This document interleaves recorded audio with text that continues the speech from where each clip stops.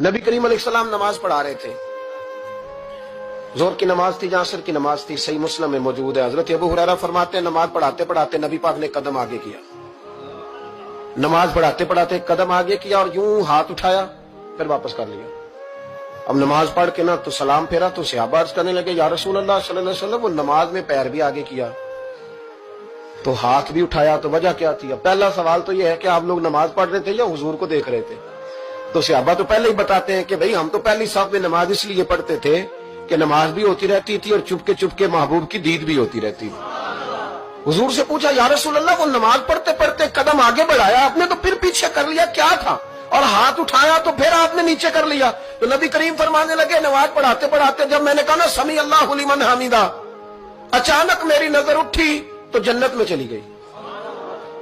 नजर उठी तो जन्नत में, तेरे लिए 2-4 कदम अर्श बरी है।